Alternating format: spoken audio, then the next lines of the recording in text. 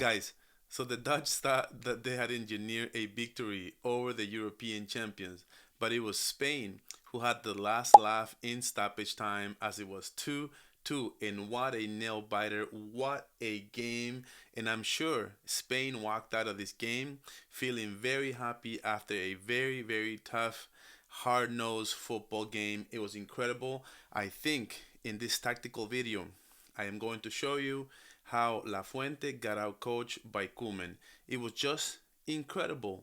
It felt like Koeman was playing tiki taka on tiki taka's team. That is almost like if Xavi was to coach Arsenal tomorrow, and all of a sudden they are playing better than Pep Guardiola's tiki taka team.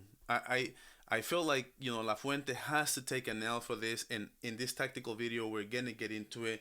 Before I want to break news to all Barcelona fans, we were very very scared as we saw Cubarsi leave the field. I think it was around the 30th minute, something like that, and he left with an injury. He had to be subbed, and we were like, here we go again.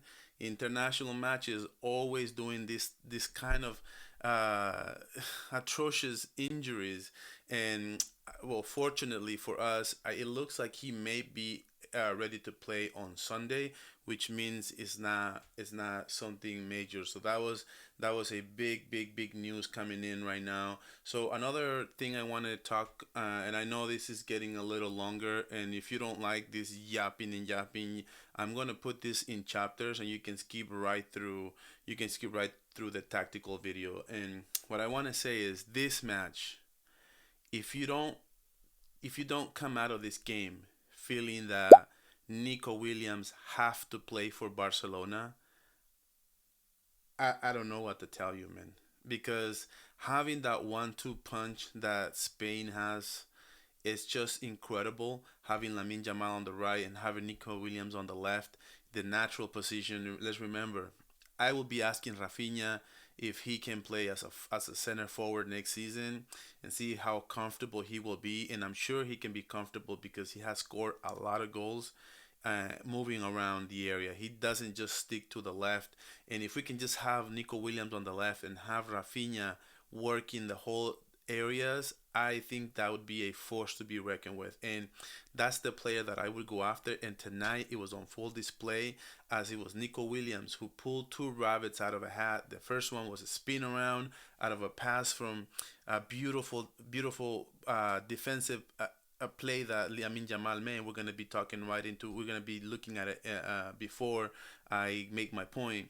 And did a spin around, make a goal, and then after, before the end of the game, he did another play where he just basically pulled another rabbit out of the hat, from went left, went right, and shoots it from outside the box. And Merino was right there for the rebound and picked up the rebound and scored a goal. I think having two players like Lamin Jamal, it's just crazy. And Nico Williams is in his prime, and I think he totally fits Barcelona style. And we are gonna get into now into the tactics, but let me know down in the comments if you would be okay with possibly having Nico Williams in the team next season. Okay, so I want to start this tactical video by highlighting how a player like De Jong played in his natural position that he plays at Barcelona, and how Pedri Gonzalez did not play in his natural position. And I think this is where the out coaching starts.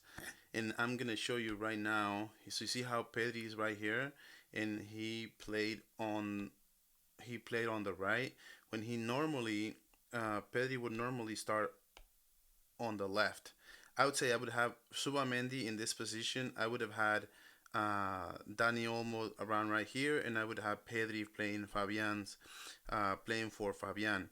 I know this is the team that La Fuente came out, and he's trying to be loyal to the team that won him the Euro Cup, just last year. But I think some things have changed, and I think this is where it's important when you can make changes, even if it's something that you don't want to. There's something to be said for if something's not wrong, don't fix it.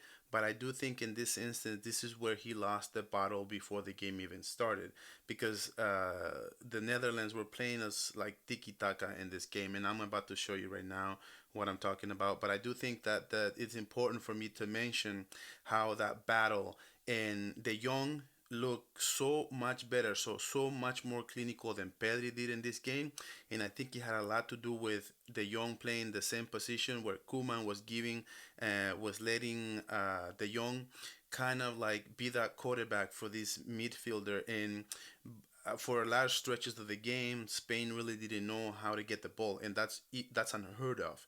If you would have told me yesterday, I would have think you're crazy. If you would have told me that this battle midfield area was going to be won by the Netherlands in this game, and I think this was the major issue that I had in this game in particular. So let's get into some of the plays that I thought, if you don't think that Lamine Yamal is a good pressing and defensive player, show them this video. If somebody doesn't think that he can defend, show him, this video right here, because he's about to do a 1-2-1-2 with Pedri Gonzalez. And I do feel that in this instance, De Jong is going to make a huge mistake. As you're about to see him right now, it's just the beginning of the game.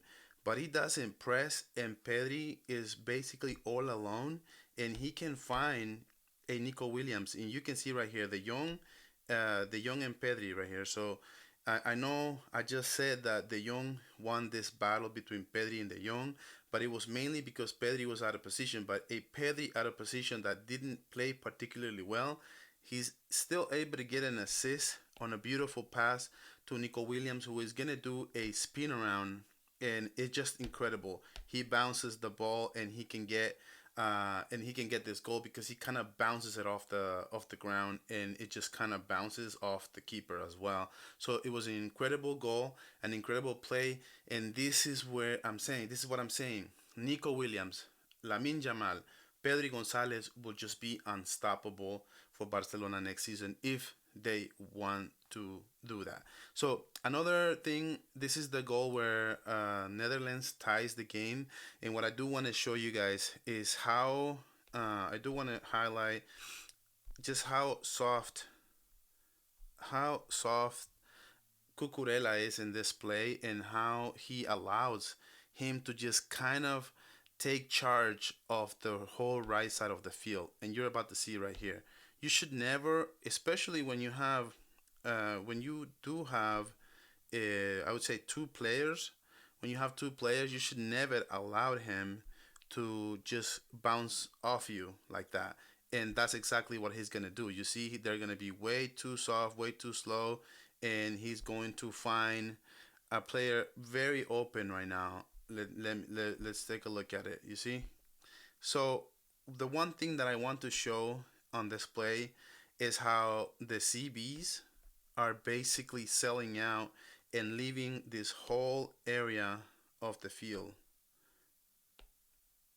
for one person, and that is going to be Pedro Porro.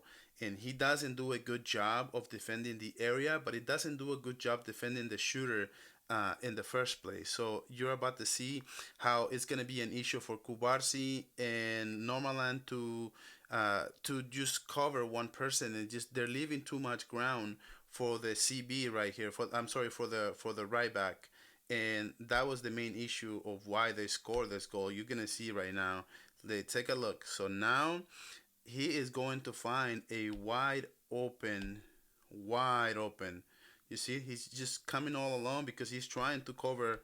He's trying to cover the ground for the mistake from the CBs. They're not covering the ground, and this is too soft. He leaps in too much space. He lets him get to this ball and shoot it. So that was a major issue in my opinion, and it's the main reason why they scored this goal. And I think throughout the whole game, the battle of the midfield was, let's see, I didn't do it right.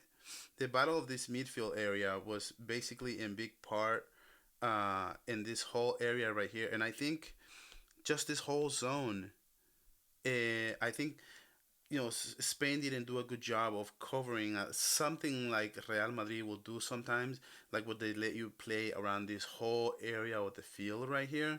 And this play was almost got scored on because he makes a great. This could have been a golazo, man. Like he's just incredible. So the one thing I want to highlight on this play in particular, from on the two on the comeback when the comeback goal right here is that Cucurella makes a terrible mistake. So he is selling out and he is going to go wide to the right when he should be on standby because he's about to pass and that is going to turn into a give and go. So the way to stop a give and go is you need to cover your ground. You need to cover and you need to stand by. And what he's going to do, he's going to sell out on the tackle and he's going to be in no man's land right there. You see? Now he just turns around, spins around, and he's extremely fast. And I do think that another thing that I want to highlight on this goal is Subamendi. Subamendi is going to just play it way too. He's just gonna sell out. So what Subamendi is thinking is like, what can I do to stop this guy, instead of what can I do to cover my ground, which is kind of his assignment because we have if Subamendi is beat on this play, he still has Cubarsi who is it's a really fast that can get to this man or can get to this man around right here. So he needs to trust his player. So what Subamendi is not doing, he's not trusting, and he's about see right there. He is like pushing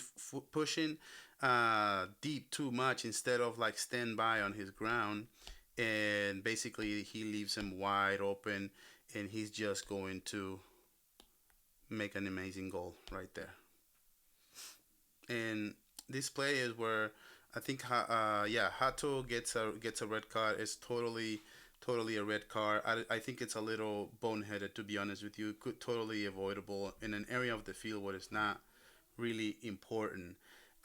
So now we're gonna talk about a the last minute goal where Spain, actually no, this is a play that I want to highlight where Nico Williams is just extremely dangerous. You see how he beats that line. This player right here should be aligned with his teammates, and he's leaving Nico Williams, and he's basically leaving him a free pass. He beats it perfectly. He shoots it, and a lot of the times Nico Williams would just score from here, and he didn't get a good shot. He didn't get a good shot on this one, but he almost scored. It was kind of a warning of what things were about to come. So Nico Williams is around right here. You can't really see him on the screen.